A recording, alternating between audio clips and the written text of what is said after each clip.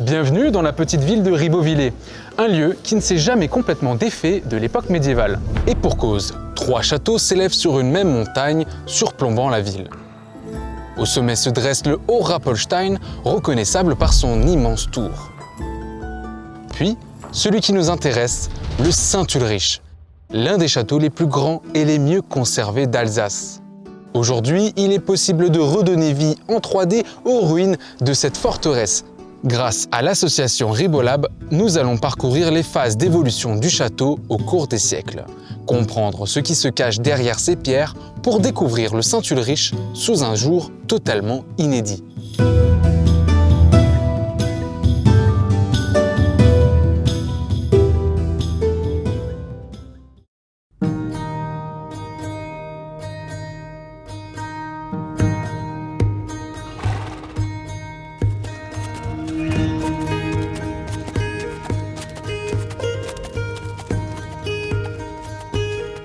Pour aller jusqu'au Saint-Ulrich, il suffit d'emprunter les sentiers à pied. Le chevalier, lui, s'il en a l'occasion, il y va à cheval. Le temps de monter et de retirer ma tenue, une question se pose. Pourquoi avoir construit le château au sommet de cette montagne? En fait, au XIe siècle, le Saint-Ulrich est une modeste forteresse principalement faite en bois. Elle est construite pour une raison défensive. Depuis cette hauteur, on peut surveiller les environs, notamment la grande route du col de Sainte-Marie aux Mines, un axe essentiel où circulent aussi bien les marchandises que les armées ennemies. C'est d'ailleurs pour cette raison qu'on choisit d'y construire en premier lieu un type d'aménagement bien particulier. Le premier aménagement, c'est cette tour.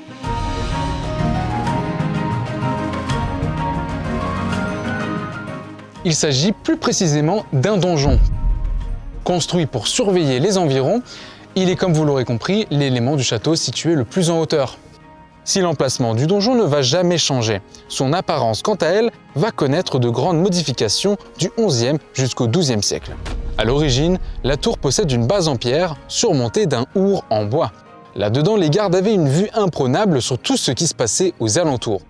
Faute de ne pas avoir un véritable endroit où dormir, ils pouvaient y séjourner. Quelques décennies plus tard, la structure en bois est remplacée par une construction en pierre, donnant au bâtiment l'apparence qu'on lui connaît aujourd'hui. On sait que le donjon a été rehaussé, on sait qu'il a été élargi et épaissi du côté des murs d'attaque. Sur site même, c'est très difficile à décerner, à part que la roche elle est différente entre la partie basse et la partie haute. Les 2 murs qui ont été doublés en épaisseur, c'était la face d'attaque. La face où le donjon, disons le château, était le plus vulnérable. Apparition des machines de guerre, de la balistique, etc. Sur site, on trouve des carreaux d'arbalète, donc beaucoup de vestiges qui permettent de dire que le château a dû être assailli plusieurs fois. En rentrant dans le donjon, il y a un détail qui échappe aux visiteurs. L'entrée est trompeuse. L'ouverture empruntée aujourd'hui pour pénétrer dans le donjon n'existait pas à l'époque où le château était en activité. Avant qu'on ne perce cette entrée au XIXe siècle, la porte par laquelle on entrait était ici, directement à l'étage du donjon. En cas d'attaque, la tour était le dernier refuge pour les résidents du lieu. De ce fait, il fallait un accès qui puisse être facilement enlevé pour empêcher l'ennemi de venir. Maintenant, on peut se diriger vers le deuxième aménagement du château, le logis.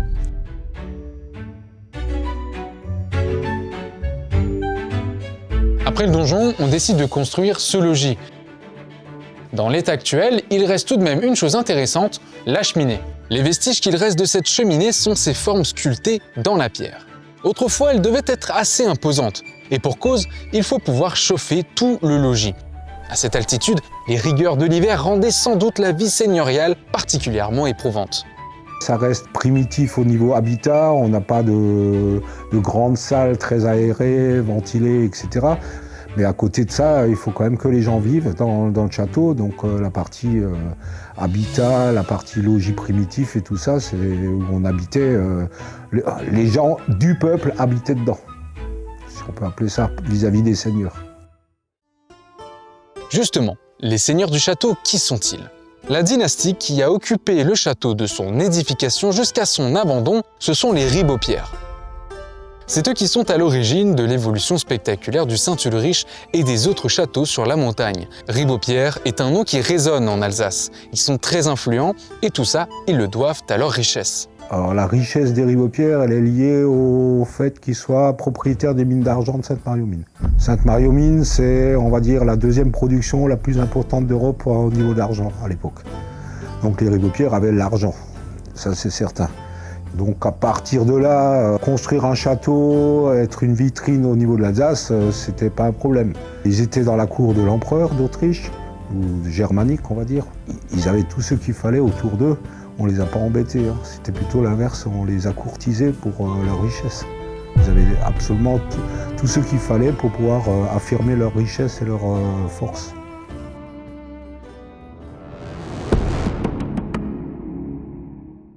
Cette force, cette richesse des Ribeaupierre, elle va s'illustrer par les prochains aménagements qui ont lieu à partir du XIIIe siècle. Le château va connaître un essor considérable. La superficie va tripler en construisant ce qu'on appelle la tour d'habitation. Tout simplement parce qu'au moment de sa construction, c'était une tour un peu plus petite que le donjon, transformant le Saint-Ulrich en une véritable forteresse. Seulement, les seigneurs finissent par la reconvertir bien plus tardivement en logement, d'où l'appellation tour d'habitation.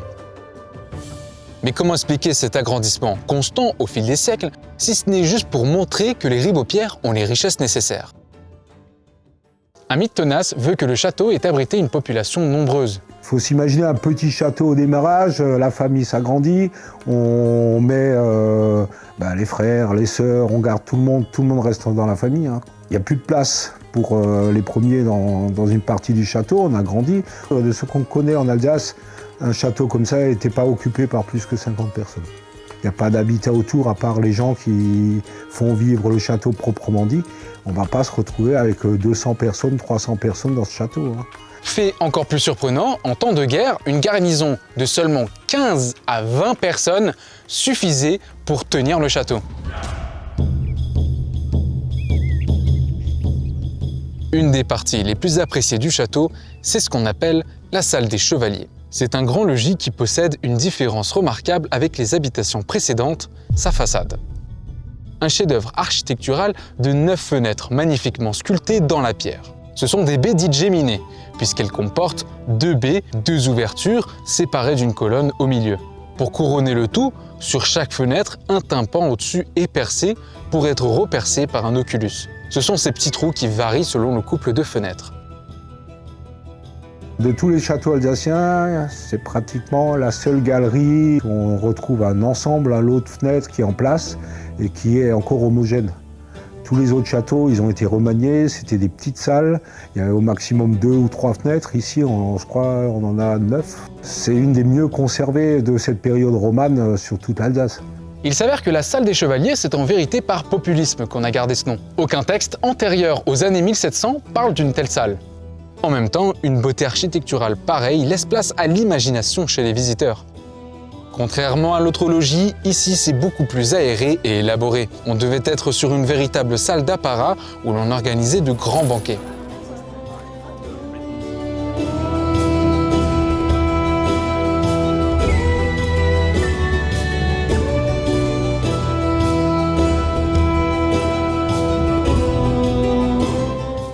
Les châteaux en Alsace ont pour la plupart un nom alsacien.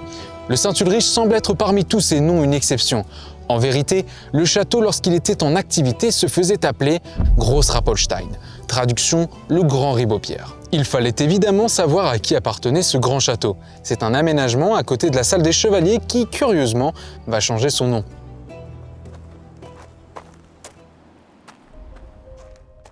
Au XIIIe siècle, une chapelle dédiée à Saint-Ulrich est érigée à mes pieds.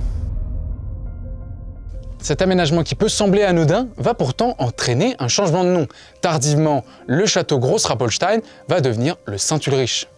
Les gens, au lieu de dire je vais au Grand Ribeaupierre, je vais là où il y a la chapelle, je vais au lieu qui est consacré.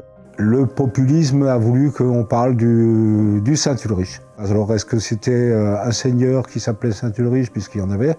Est-ce que c'est lui qui a voulu donner son nom? On n'en sait rien. On n'a pas de preuves ou de textes qui arrivent à affirmer ce genre de documents. À ce stade, on pourrait croire que le château ne connaîtra plus d'autres aménagements majeurs. Un donjon, 3 logis, une chapelle. Avec tout cela, le Saint-Ulrich ressemble déjà à ce qu'il est aujourd'hui. Et pourtant, figurez-vous qu'il était encore bien plus vaste. Vers la fin du XIIIe siècle, il devient très difficile de s'étendre davantage sur le versant de la montagne. Il manque cruellement d'espace. Les seigneurs choisissent alors de s'élever plutôt que de s'étendre. Ils ajoutent des étages dans plusieurs bâtiments, la salle des chevaliers, le logis roman et la tour d'habitation. Malheureusement, tous ces niveaux supérieurs se sont effondrés avec le temps. Si certaines anciennes gravures confirment leur existence, il est encore possible d'en deviner les traces dans les vestiges du château.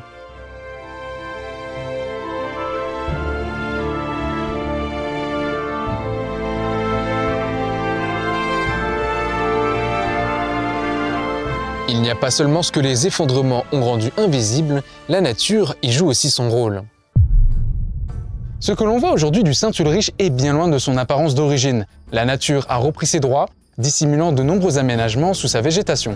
En effet, en contrebas du château, les Ribaupierre avaient construit une vaste ceinture de remparts abritant des écuries et divers bâtiments annexes. Ce dernier aménagement du Saint-Ulrich donnait une dimension encore plus importante que ce qu'il est aujourd'hui. Malheureusement, ces vestiges du XVIe siècle, en grande partie effondrés, ne sont plus visibles. Seulement l'entrée des remparts dégagés nous rappelle encore leur existence. Comment le château Saint-Ulrich a-t-il pu passer du rang de majestueuse forteresse à celui de simple amas de pierre?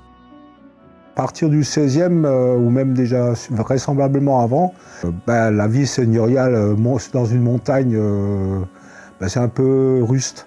Donc qu'est-ce qu'on va faire? On va chercher là où on peut s'amuser, on a plus de facilité. Ça sert à rien de monter dans la montagne à cheval, à pied, voilà. Qu'est-ce qu'on fait? Les Ribaupierre avaient déjà un château en ville. Donc on va aménager le château en ville, en palace. Louis XIV, quand il est venu à Ribeauvillé, il est venu au château du Bas, il n'est pas allé monter dans la montagne. C'est aussi simple que ça. À partir de 1620, guerre de 30 ans, on n'a plus les mines d'argent non plus. Donc plus d'argent. Donc on entretient le moins possible, ce qu'on a là où on vit, mais pas là où on va se défendre. L'abandon du château marque la 3e et dernière phase de son histoire. Le Saint-Ulrich connaît un lent déclin jusqu'à aujourd'hui. Cependant, contrairement à beaucoup de châteaux en Alsace, il n'a pas été entièrement détruit. Finalement, l'emplacement du Saint-Ulrich va causer son abandon, mais c'est aussi ce qui va le sauver. Abandonné, le château ne représentait plus une menace. En revanche, il offrait une excellente réserve de pierres. Mais pour en exploiter les ressources, il aurait fallu mobiliser d'importants moyens logistiques. Son accès difficile décourageait quiconque de s'y attaquer pour le détruire entièrement. Pour autant, le Saint-Ulrich n'est pas tiré d'affaire. Faute d'entretien, il subit une lente dégradation jusqu'à l'effondrement de certaines parties. Ce n'est qu'au XIXe siècle, lorsqu'il est classé parmi les monuments historiques, qu'un tournant s'opère. Ce classement permet sa consolidation et par endroits, sa reconstitution partielle. Toutes les fenêtres, linteaux et portes sont refaits. D'ailleurs, si on peut admirer la belle façade de la salle des chevaliers, c'est bien grâce à cette initiative. Le classement initial a permis de le sauver. Après, il y a eu de longues années où c'est devenu un lieu-dit romantique, on va se promener le week-end, un peu comme ça se passe maintenant, dans les années 75-80, où il y a un gros mur qui est parti. Il a été fermé et à l'époque, la ville a repris la sauvegarde. Et depuis, il y a une association de sauvegarde de ces châteaux qui œuvre pour trouver des sources de financement et pour arriver à faire qu'il reste, qu'il perdure tel qu'il est.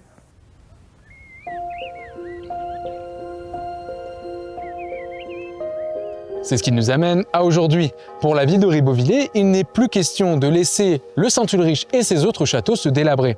L'objectif est désormais clair, préserver et conserver ces joyaux du patrimoine local. Un défi qui ne se réalise pas en une année. C'est un effort continu que la ville doit mener aussi longtemps que nécessaire. Le Saint-Ulrich attire de nombreux visiteurs curieux de découvrir son histoire et ses vestiges. Son accès libre et les efforts de valorisation menés par la ville permettent à chacun de mieux comprendre l'importance de ce monument dans le paysage alsacien.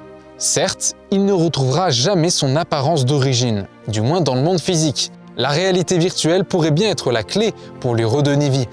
Pour en savoir plus, il faut descendre en ville, là où une équipe de l'association Ribolab s'engage à faire entrer le Saint-Ulrich dans un nouveau chapitre de son histoire.